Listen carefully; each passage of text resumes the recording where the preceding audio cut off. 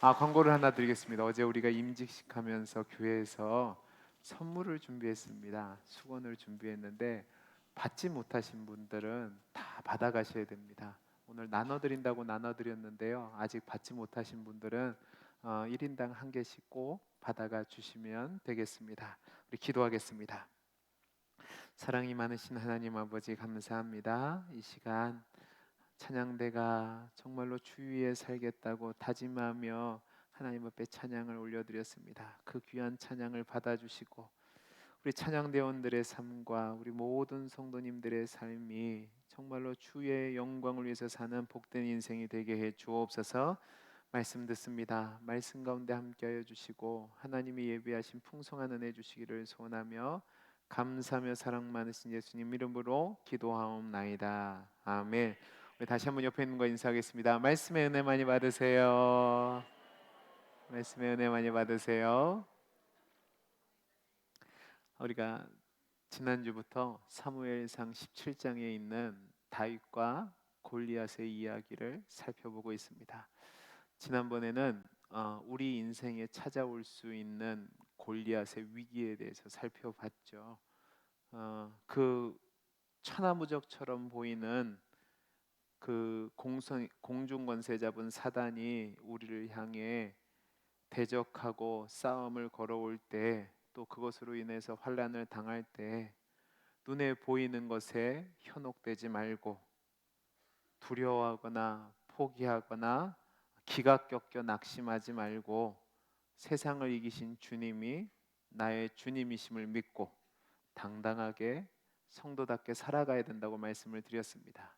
이제 오늘은 두 번째 시간으로 골리앗의 도전에 대한 다윗의 의분의 모습을 통해서 또 하나님이 주시는 말씀의 은혜를 나눠보려고 합니다.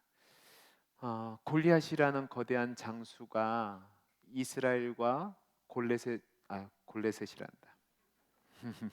블레셋 사이 진영 앞에 나와서 40일 동안이나 아침 저녁으로 이스라엘을 조롱하면서 싸움을 도둡니다. 문제는 사울을 비롯해서 사울의 진영이 있던 그 어떤 장수도 감히 그 골리앗의 싸움의 도둠에 대해서 나와서 대적해 보지를 못하는 겁니다. 사울은 자신이 못하니까 자기 밑에 있는 장수들이 그 문제를 해결해 주기를 원했는데요. 그게 답이 없는 겁니다. 자, 우리 오늘 말씀 25절 말씀을 같이 한번 읽어볼까요? 25절 읽어보죠. 시작. 이스라엘 사람들이 이르되 너희가 너희가 올라온 이 사람을 보았느냐? 보았느냐? 참으로 참으로 이스라엘을 이스라엘을 모욕하러 모욕하러 왔도다. 왔도다. 그를 죽이는 사람은 왕이 많은 재물로 부하게 하고 그의 딸을 주게 하고 그 아버지의 집을 이스라엘 중에서 세금을 면제하게 하시리라. 자, 사울은 용기 있는 자가 나와서 골리앗과 싸워서 이기면 세 가지의 포상을 주겠다고 얘기합니다. 첫째는 딸을 주고, 그 다음에 두 번째는 많은 재물을 주고, 그 다음에 아버지의 집에 세금을 면하게 하겠다는 겁니다. 근데 이러한 파격적인 포상책이 있음에도 불구하고 아무도 이 상을 얻기 위해서 노력하지 않습니다. 오히려 골리앗이 나와서 이스라엘을 조롱하면 겁을 먹고 사람들이 혼비백산해서 도망하는 겁니다. 이런 상황에서 이제 오늘 말씀을 보면 이새라는 사람이 그 전장에 자신의 세 아들을 보내놓고 그들의 안부를 확인하기 위해서 아직 어려서 전쟁에 참여하지 않는 다윗을 전쟁으로 보내는 장면입니다. 오늘 말씀 17절 18절인데요. 이 17절 18절을 말씀을 보면 이새는 다윗에게 형들을 위한 음식을 주고 또 형들의 상관들에게 뇌물과 같은 그 선물을 보내고 뭐라고 얘기하냐면 형들의 안부의 표를 가지고 오라고 얘기합니다. 이 17절 18절 말씀을 여러분 가만히 보면 아직도 다윗이 집에서 양을 치면서 전장에 있는 형들에게 음식이나 갖다 주고 또 허드렛 일을 하는 미미하고 나약한 인물로 그려지고 있다는 사실입니다. 그러면 왜 저자는 이렇게 다윗을 평범하고 미약한 모습으로 그리는 것일까? 우리가 첫 번째로 생각해 볼 수 있는 것은 극적인 요소를 부각시키기 위해서죠. 이런 사람이 골리앗을 이겼다. 그런데 그것은 우리가 생각할 수 있는 표면적이고 진짜 의도는 무엇이냐면, 아무리 하나님이 기름 부음 받은 자라 할지라도, 또 그 기름을 부어서 사용하는 사람이라 할지라도, 그 조건은 겉으로 드러나는 외형적인 조건이 아니라 하나님을 신뢰할 때 하나님이 사용하셔서 드러나게 하신다라는 것을 보여주기 위해서 그렇습니다. 근데 그럼에도 불구하고 오늘 본문을 가만히 보면 우리는 다윗이란 인물이 하나님께 기름 부음을 받고 하나님 마음에 합한 사람의 그 모습을 발견할 수 있는데, 그것은 무엇이냐면 작은 일에 충성하는 겁니다. 자, 오늘 본문의 내용을 보면 아버지 이새가 형들에게 안부를 물으면서 또 그에게 전달해 주라는 그 양식이 절대로 적은 양이 아닙니다. 여러분, 에바라는 단위가 나오는데, 에바는 밀가루나 보리나 밀 볶은 곡식의 양을 세는 단위인데 한 바구니 정도 됩니다. 그러니까 지금으로 환산하면 약 23리터 정도 되니까 쌀 20kg 한 포대보다 더 많은 겁니다. 거기에다가 떡 10덩이를 가지고 가라고 하는데, 여러분, 이 떡 10덩이를 우리가 흔히 생각할 때 우리가 예배드리잖아요. 예배드리면 어떤 분들이 생일을 맞이해서 뭐 결혼식에다가 떡 주죠. 그죠? 그 정도 10덩이를 생각하시면 안 됩니다. 생각해 보세요. 형제가 지금 몇이가 있어요? 3명이가 있는데 그만한 떡 10덩이 보내려고 보내겠어요? 아니죠. 굉장히 큰 겁니다. 그 10덩이를 보냈고, 또 치즈도 10덩이를 갖고 가라고 하는데, 여러분, 이 치즈는 예전에 제가 즐겨봤던 통과젤이라는 만화를 보면 드럼 통과 같은, 우리나라로 이건 북 같은 치즈 기억나세요? 예, 그 정도 크게 되는 겁니다. 그것도 10kg가 넘습니다. 자, 그러면 생각해 보세요. 지금 다윗의 나이가 몇 살 정도 됐을 것 같으십니까? 이스라엘 백성들은 20세가 넘은 전장에 참석합니다. 그러면 20세가 됐어요, 안 됐어요? 안 된 거죠. 많이 먹어야 10대 중후반 정도 됐다고 보시면 됩니다.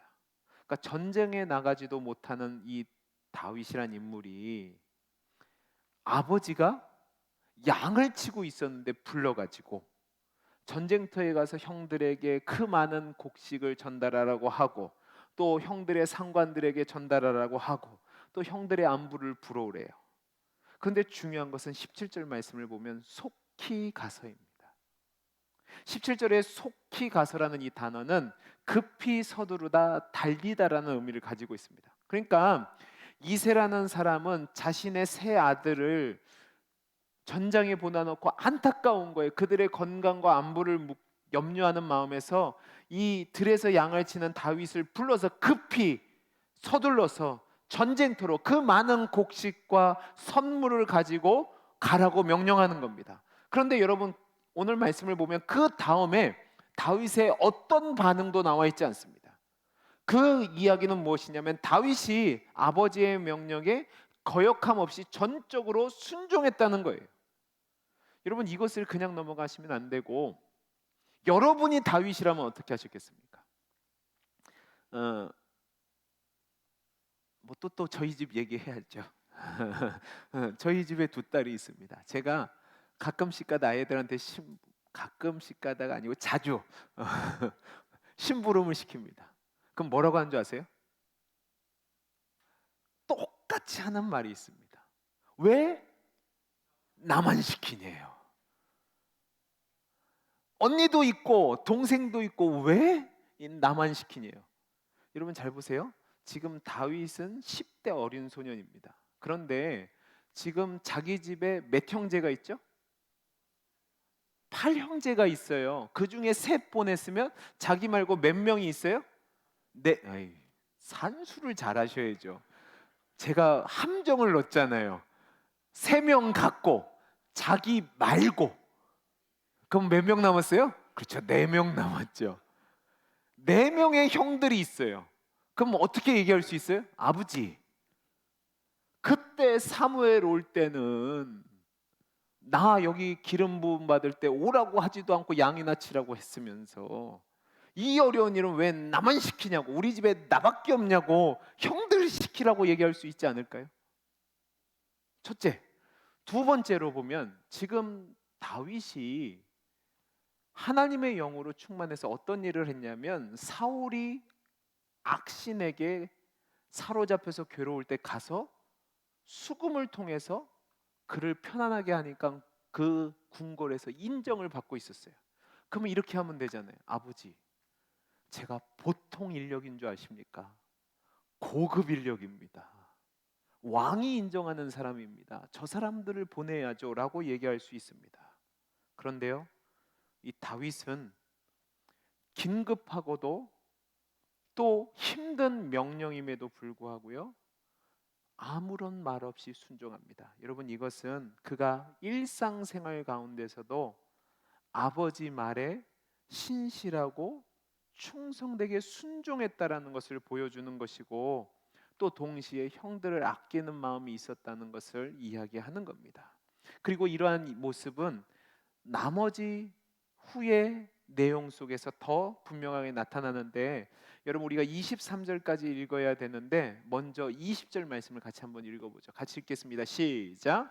다윗이 아침에 일찍이 일어나서 양을 양 지키는 자에게 맡기고 이새가 명령한 대로 가지고 가서 진영에 이른즉 마침 군대가 전장에 나와서 싸우려고 그 고함치며 다음에 22절 말씀 보겠습니다. 시작. 다윗이 자기의 짐을 짐 지키는 자의 손에 맡기고 군대로 달려가서 형들에게 문안하고. 자, 여기 보면 아주 중요한 단어들이 나오는데, 아버지가 속히 가서 달려가서 곡식을 전하고 안부를 물어오라고 할 때 다윗이 어떻게 반응하냐면, 20절을 보시면 아침이 일찍이 일어나서 양 지키는 자에게 맡기고라고 되어 있는데, 여러분 이 맡기다라는 단어는 어떤 의미를 가진 단어냐면 버리다, 방치하다, 포기하다는 의미를 가진 단어입니다. 그러니까 다윗이 지금 어떻게 하냐면, 내가 생명을 걸고 지켰던 이 양들을 아버지가 명령하니까 아침 일찍 일어나서 포기하고 버리고, 그 다음에 방치하는 것처럼 옆에 있는 목동들에게 양을 맡기고 달려갔다는 겁니다. 근데 여러분 이게 쉬운 일이 아닌 게, 여러분 처삼촌 댁 벌초하듯이 일하다는 말 아세요? 반응을 보이세요? 아세요? 예. 처삼촌네 일을 하면 열심히 할까요? 대충 할까요? 대충 한다는 뜻이죠. 자, 그럼 잘 보세요. 지금 이미 목동은 자기 양을 키우고 있어요. 근데 여러분들, 우리나라에서 양을 치는 것과 이스라엘에서 양을 치는 것은 다릅니다. 이스라엘 땅이 좋은 땅이 아니에요. 양을 치려면 여기저기 왔다 갔다 해야 된단 말입니다. 그러면 자기 양 돌보기도 힘들어요. 그런데 누군가가 나한테 양을 맡겼다? 열심히 할까요? 대충 할걸요. 잘못했다가는 자신이 맡긴 양이 다 쑥대밭이 될 수도 있습니다. 그런데도 다윗은 아침 일찍 일어나서 포기하는 것처럼, 방치하는 것처럼, 버린 것처럼 그 양을 맡기고 무거운 양의 식량을 가지고 전쟁터로 간 겁니다. 여러분, 이 길이 쉬운 길이 아닌 게, 지금 소고와 베들레헴 인근은 약 24km 정도 떨어져 있습니다. 결코 만만한 길이 아니란 말입니다. 그런데 내 것을 포기하고 그 많은 짐을 지고 아버지 말씀에 따라 아침 일찍부터 달려갔다. 여러분, 그것은 그가 자신에게 주어진 일에 얼마나 최선을 다했는지를 보여주는 겁니다. 여러분, 제가 앞에서도 말했지만 그는 자신이 쳐야 될 양도 있고 또 왕궁에서 사울과 신하들의 총애를 받던 인물입니다. 그런데도 그 하기 싫은 일, 힘든 일, 어려운 일 주저하지 않고 순종한 겁니다. 여러분, 이것이 바로 하나님 마음에 합하여 사울을 대신하여 기름 부음 받은 다윗의 모습인 겁니다. 여러분, 하나님이 기름을 부으셨어요. 그리고 이스라엘의 왕이 될 자로 삼으셨는데 그 중요한 조건이 뭐냐? 바로 충성인 겁니다. 그럼 우리를 적용해 보죠. 우리는 하나님 앞에서 이런 얘기를 종종 합니다. 하나님, 제게 큰 일을 주시면 내 모든 힘을 다해서 충성하겠습니다라고 얘기하는데 100% 거짓말입니다. 제가 왜 거짓말이라고 얘기하냐면 내 것을 포기하는 것도 싫고 내가 하는 일이 너무 작다고 생각하고 그래서 충성하지 않는 사람이 큰 일에 충성한다고요? 거짓말하지 마십시오. 작은 일, 내가 포기해야지만 감당할 수 있는 일도 충성되게 하는 사람이 큰 일까지도 충성되게 하는 겁니다. 여러분, 이 말을 달리하면 우리의 일상이 하나님 마음에 합한 자의 삶을 살아야 된다는 말입니다. 왜?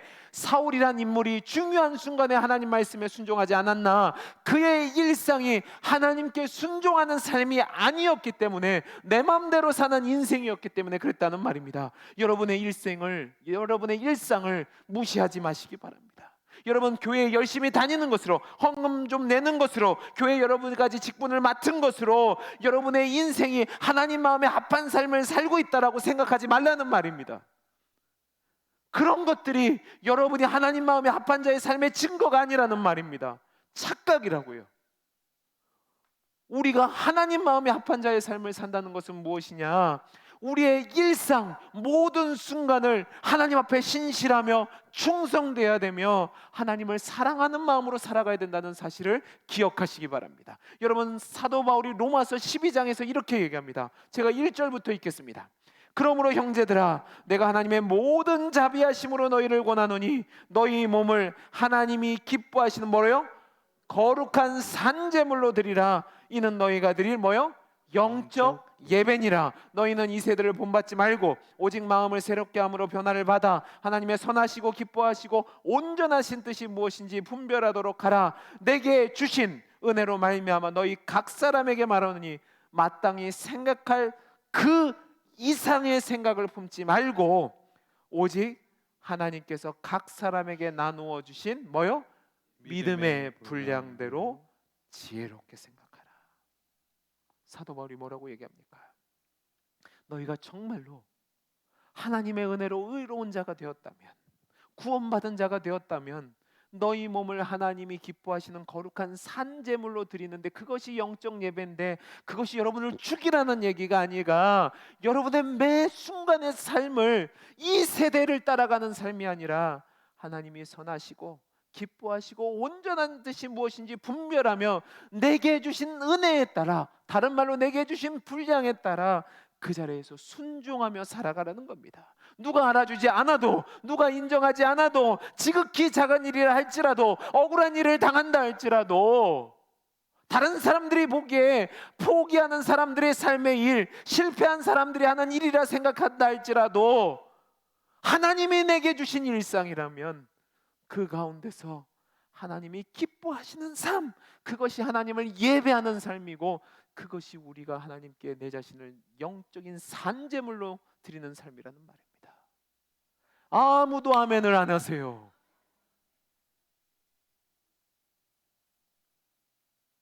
왜 아멘 안 하는 줄 아세요? 거창하지 않거든요. 뽀다고 안 나거든요. 그러나 하나님이 내게 원하시는 삶은 분수에 맞게 여러분이 주어진 삶을 부지런하고 성실하고 긍휼을 베풀면서 정말로 성도답게 살아가는 거라고요. 여러분, 잘 보시기 바랍니다. 예배 잘 드려요. 근데 부모에게 순종하지 않아요. 교회 봉사 열심히 해요. 그런데 내 자녀들이랑 남편한테 따뜻한 밥 한 끼 제대로 안 해줘요. 교회 일 한다고, 많이 한다고 앞에서 드러나는데 내 성질대로 안 하면 꼬라지를 부리고 성질을 내고 난장판을 만들어요. 그리고 힘든 일에는 살살 빠져요. 여러분, 하나님이 합하게 생각하는 사람, 하나님이 쓰시는 사람이 되려면 그런 자의 삶은 온전하지 않다는 걸 기억하셔야 됩니다.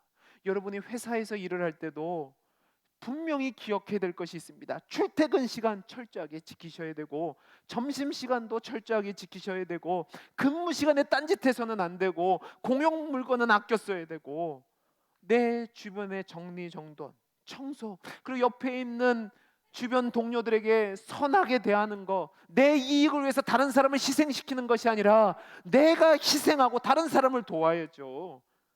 그것에 충성해야 하나님이 맡기신 일을 할 수 있다는 사실을 기억하시기 바랍니다. 여러분 생각해 보세요. 회사에 신입사원이 들어왔어요. 여러분 신입사원이 들어오면 뭐라고 얘기하는지 아세요? 수습사원이라고 얘기해요. 제가 충현교회에 갈 때 제가 목회 경력이 19년 차였어요. 그리고 거기 있는 목사들이 다 저보다 신대원 기수가 낮았어요. 근데 제가 갔는데 뭔 줄 아세요? 수습 목사래요. 그리고 저한테 뭐 시키냐면 인사하는 법, 서류 작성하는 법, 복사 신부로 이런 거 시켜요.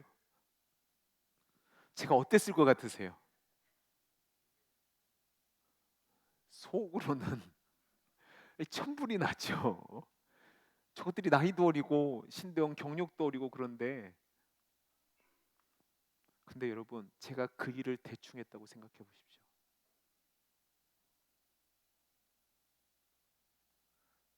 작은 일에 충성하지 않는데 큰 일을 맡기지 않습니다. 하나님 일도 마찬가지입니다. 여러분 하나님은 중심을 보시는 하나님입니다. 우리가 작은 일에 충성해야 하나님이 큰 일도 맡기시고, 작은 일에 충성해야 하나님이 원하시는 뜻대로 해야 모든 일에서 그 일을 감당할 수 있다는 사실을 기억하시기 바랍니다. 하루가 이틀이 되고, 이틀이 3일이 되고, 그것이 한 달이 되고 1년이 되고 여러분의 습관이 되고 여러분의 삶의 모습이 돼야 실력이 된다고요. 하나님 마음에 합한 자로 살아갈 수 있게 여러분 하나님께 드리는 인생이 될 수 있기를 간절히 소원합니다. 다음으로 한 가지 더 살펴보죠. 한 가지 더 살펴볼 거는 우리 22절부터 읽어보겠습니다. 22절부터 26절까지 같이 한번 읽어보겠습니다. 시작. 다윗이 자기의 짐을 짐 지키는 자의 손에 맡기고 군대로 달려가서 형들에게 문안하고 그들과 함께 말할 때에 마침 블레셋 사람의 싸움 도두는 가드 사람 골리앗이라 하는 자가 그 전열에서 나와서 전과 같은 말을 하매 다윗이 들으니라. 다윗이 곁에 서 있는 사람들에게 말하여 이르되 이 블레셋 사람을 죽여 이스라엘의 치욕을 제거하는 사람에게는 어떠한 대우를 하겠느냐? 이 할례 받지 않은 블레셋 사람이 누구이기에 살아계시는 하나님의 군대를 모욕하겠느냐? 자 보세요. 우리 원래 30절까지 읽어야 되는데 여기까지만 읽었는데, 여러분 아버지의 심부름을 인해서 아침 일찍 양들을 맡겨놓고 와서 이제 소고로 내려왔습니다. 근데 전작에 도착할 때 형들에게 곡식을 뛰어가서 전달하고 문안하는 중에 이 마침 블레셋 장수 골리앗이 나와서 이스라엘을 조롱하고 모욕하고 싸움을 뒀습니다.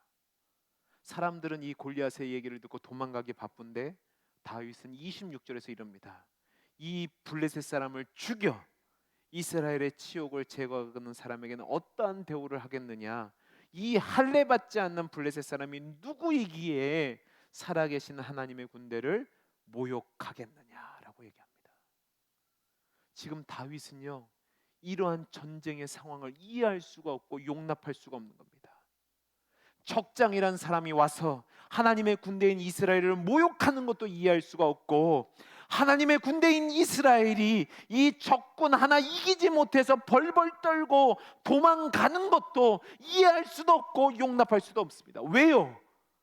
정말로 하나님이 살아계시다면 저 블레셋 사람을 그냥 놔두실 일이 없거든요. 왜냐하면 저 블레셋 사람이 모욕하는 이스라엘 군대는 바로 살아계신 하나님의 군대를 모욕하는 것이고, 그것은 결국 누구를 모욕하는 거예요? 하나님을 모욕하는 거예요.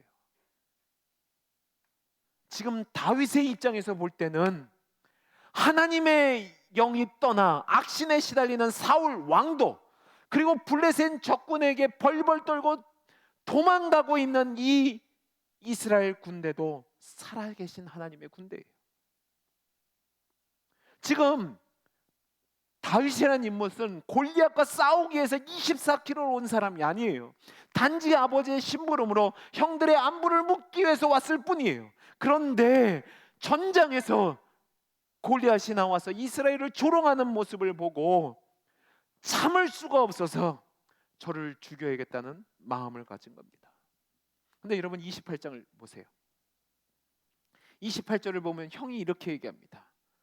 다윗이 사람들에게 야 죄를 죽이면 어떻게 되겠느냐라고 묻는 것을 듣고 다윗에게 노를 바라여 이르되 내가 어찌하여 이리로 내려왔느냐, 들에 있는 양들을 누구에게 맡겼느냐, 나는 내 교만과 내 마음의 완악함을 아노니 내가 전쟁을 구경하러 왔도다라고 얘기합니다. 네가 지금 생명을 걸고 싸우는 전장에 와서 말도 안 되는 소리 하고 있어. 네 전쟁 구경 왔냐? 이런 어리석은 놈하고 책망하고 있는 거예요. 그러면 왜 이렇게 분노했을까? 첫째는요, 자기 자신에게 실망해서 그래요. 여러분 엘리압을 표현할 때 사무엘이라는 인물이 기름 부러 왔을 때 엘리압을 보자마자 야 하나님이 예비하셨구나 할 정도였어요. 그러면 이 엘리압이라는 사람의 그 외형이 사울에 비해서 결코 뒤지지 않았다는 겁니다. 그러면 그도 장수로서 모습을 갖고 있었다는 거예요. 근데 지금 벌벌 떨고 있어요. 그걸 지금 누구에게 들킨 거예요? 동생한테 들킨 거예요. 얼마나 창피했겠어요. 자신 무력한 것도 화가 나고 동생에게 들킨 것도 화가 나는 거예요. 그리고 자기의 보기에 아직 다윗은요 능력 없는 목동에 불과해요. 비록 기름 부음 받는 것을 봤지만 그의 마음속에는 용납할 수가 없는 거예요. 근데 다윗이 뭐라고 한 줄 아십니까? 절대로 물러서지 않습니다. 내가 무슨 잘못을 범했습니까? 잘못된 말도 아닌데 내가 이런 말도 못한단 말입니까? 라고 대꾸합니다. 그리고 계속 사람들에게 묻습니다. 그러면 왜 다윗은 이렇게 무례해 보일 정도로 형에 대해서 화를 내고 대꾸하면서 골리앗을 죽이겠다고 할까? 이제 여기서 우리가 갖는 오해가 있습니다. 우리는 이 부분을 놓고 다윗이 하나님의 사람으로서 이런 용기와 의지와 용맹이 있으니까 훌륭한 사람이라고 간단하게 이해하려고 합니다.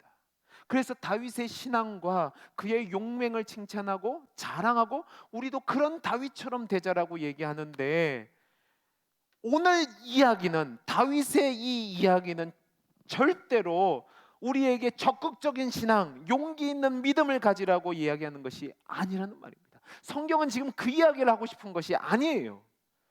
여러분 성경이 말하는 믿음의 근거를 기억해 보시기 바랍니다. 저와 여러분이 믿음을 가질 때 우리의 믿음은 하나님에게서 근거합니까? 아니면 우리에게서 근거합니까? 하나님의 은혜에서 근거합니다. 하나님이 주권적인 역사로 우리에게 은혜를 주셔서 우리가 믿음을 갖게 되는 거죠. 그러니까 하나님을 믿는 자라는 사람들은 내 확신 때문에 믿음을 갖는 것이 아니라, 내 열심 때문에 믿음을 갖는 것이 아니라 하나님의 주권과 하나님의 은혜로 믿음을 갖게 되는 거예요. 그게 기독교 신앙입니다. 그러니까 기독교 신앙은 하나님의 주권과 은혜로 모든 것이 시작되고 마치는 거예요. 그러니까 오늘 다윗의 의문도 그 관점으로 봐야 되는 거예요. 그래서 26절 다시 한번 가보세요. 26절 다시 가보면 후반절 보겠습니다. 이 할례 받지 않은 블레셋 사람이 누구에게 뭐라고 해요? 살아계신 하나님의 군대를 모욕하겠느냐. 여러분 여기서 가장 중요한 문장이 바로 살아계시는 하나님입니다. 다윗이 의문이 일어난 것은 하나님이 살아계신데 어떻게 저렇게 하나님의 군대를 모욕하는 자, 그러니까 하나님을 모욕하는 자를 살려둘 수 있겠는가 하는 것에서 의문이 일어났다고요. 지금 사울왕의 가장 치명적인 결함은 뭐냐면 하나님의 영이 떠나 있으니까 그는 하나님이 살아계시다는 사실도 잊었고요, 하나님에 대한 확신도 없는 겁니다. 엘리압도 그랬고 모든 이스라엘 백성도 그런 겁니다. 여러분 살아계신 하나님이 어떤 분이시죠? 하나님이 살아계시다는 것은 뭐냐면 모든 만물의 주권자이고 그것을 통치하시는 분이란 말입니다. 여러분, 우리 기도할 때 오늘도 살아계셔서 역사하시는 하나님이라고 기도합니다. 이 표현은 그냥 오늘도 죽지 않고 살아계신다 정도가 아니라 오늘도 살아계신다는 것은 지금도 역사의 주권자로서 능력 있게 통치하신다라는 말입니다. 그러면 여러분, 그 하나님의 통치 내에서 벗어날 수 있는 게 있습니까? 없습니까? 없죠. 하나님의 절대 주권을 강조하고 그 하나님만이 유일한 통치자이시고 주권을 가지신 분인데 감히 할례 받지도 못한 이방인 주제에 하나님께 대적을 해? 내가 가만히 있을 수 없다. 신앙의 고백으로 한 겁니다. 그러니까 지금 오늘 이 다윗의 말은 무슨 용맹을 드러내거나 믿음의 열심을 드러내는 것이 아니라 신학의 문제예요. 내가 믿는 하나님이 어떤 하나님인데 감히 저럴 수 있다는 말인가? 그 표현이란 말입니다. 여러분, 제가 사무엘서를 강의하면서 사무엘서 근저에 흐르는 가장 큰 흐름, 강물과도 같은 큰 흐름이 있다는데 그게 무엇이냐면 하나님의 주권이라고 얘기했습니다. 기억나십니까? 그 하나님의 주권을 노래한 것이 사무엘상 2장에 나온 누구의 노래요? 한나의 노래예요. 우리 2장 한번 가보죠. 2장 가보겠습니다. 우리 1절부터 저와 여러분이 한 절씩 교독해 보겠습니다. 한나가 기도하여 이르되 내 마음이 여호와로 말미암아 즐거워하며 내 뿔이 여호와로 말미암아 높아졌으며 내 입이 내 원수들 향하여 크게 열렸으니. 여러분 잘 보세요. 다 뭐로 말미암아요? 여호와로 말미암아입니다. 이는 내 주의 구원으로 말미암아 기뻐함이니이다. 여호와와 같이 거룩하신 이가 없으니 이는 주밖에 다른 이가 없고 우리 하나님 같은 반석도 없음이시니이다. 심히 교만한 말을 다시 하지 말 것이며 오만한 말을 너희 입에서 내지 말지어다. 여호와는 지식의 하나님이시라 행동을 달아보시느니라. 용사의 활은 꺾이고 넘어진 자는 힘으로 띠를 띠도다. 풍족하던 자들은 양식을 위하여 품을 팔고 줄이던 자들은 다시 줄이지 아니하는도다. 전에 임신하지 못하는 자는 7을 낳았고 많은 자녀를 둔 자는 쇠약하도다. 여호와는 죽이기도 하시고 살리기도 하시며 스올에 내리기도 하시고 거기에서 올리기도 하시는도다. 여호와는 가난하게도 하시고 부하게도 하시고 낮추기도 하시고 높이기도 하시는도다. 가난한 자를 진토에서 일으키시며 빈궁한 자를 거름더미에서 올리사 귀족들과 함께 앉게 하시며 영광의 자리를 차지하게 하시는도다. 땅의 기둥들은 여호와의 것이라 여호와께서 세계를 그것들 위에 세우셨도다. 그가 그의 거룩한 자들의 발을 지키실 것이요 악인들을 흑암 중에서 잠잠하게 하시리니 힘으로는 이길 사람이 없음이로다. 여호와를 대적하는 자는 산산이 깨어질 것이라 하늘에서 우레로 그들을 치시리로다. 여호와께서 땅 끝까지 심판을 내리시고 자기 왕에게 힘을 주시며 자기가 기름 부음 받은 자의 뿔을 높이시리로다 하니라. 아멘. 한나가 뭐라고 노래합니까? 하나님이 주권자라는 겁니다. 하나님을 대적할 자 아무도 없다는 겁니다. 하나님이 용사의 활을 꺾고 넘어진 자는 일으켜 세우시고 죽이기도 하시고 살리기도 하시고 높이기도 하시고 낮추시기도 하시고 대적하는 자는 산산이 깨뜨리신다고 얘기합니다. 왜요? 살아계신 하나님이니까요. 지금 그 한나의 고백의 실제가 다윗의 의분으로 나타나는 겁니다. 주권자 되신 하나님을 모욕하는데 내가 그 하나님을 믿고 그 하나님의 기름을 받는데 어찌 내가 잠잠할 수 있을까 하면서 의분을 나타내는 겁니다. 사랑하는 성도 여러분, 저와 여러분의 신앙의 고백이 이런 고백이 될 수 있기를 간절히 소원합니다. 내가 하나님 편을 들어서 하나님을 위해서 싸우겠다는 게 아니라 살아계신 여호와가 누군지를 압니다. 그 하나님을 멸시한다, 모욕한다. 내가 어찌 하나님의 사람으로 잠잠할 수 있을까? 용납할 수 없이 의분을 가지고 세상에 나아가는 것이 바로 성도의 자세라고요. 여러분, 지금도 하나님은 역사의 주관자로 통치자로 살아계셔서 역사하시는 하나님이십니다. 믿으십니까? 그 하나님을 대적하는 것에 의분을 가져야 된다. 그러니까 여러분이 거짓의 의분을 가져야 되고 하나님을 하나님으로 섬기지 못하게 하는 세상의 것들의 의분을 가져야 되고 하나님을 대적하는 모든 문화에 의분을 가져야 됩니다. 그렇다고 여러분 목숨 걸고 싸우라는 얘기가 아닙니다. 여러분 주변에 안 믿는 사람 칼 갖고 싸우라는 얘기가 아니라고요.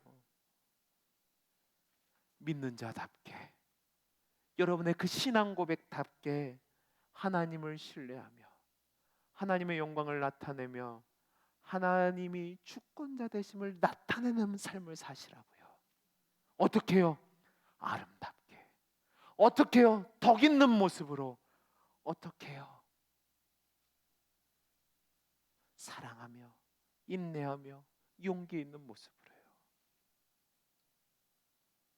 저와 여러분의 삶을 돌아보시기 바랍니다.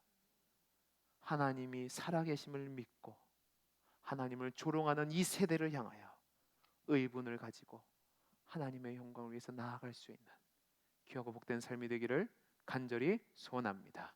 기도하겠습니다.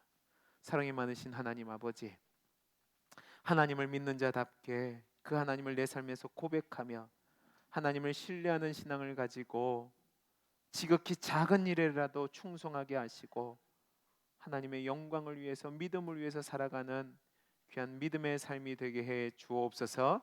은혜 주시기를 소원하며 감사하며 사랑 많으신 예수님 이름으로 기도하옵나이다. 아멘. 다 함께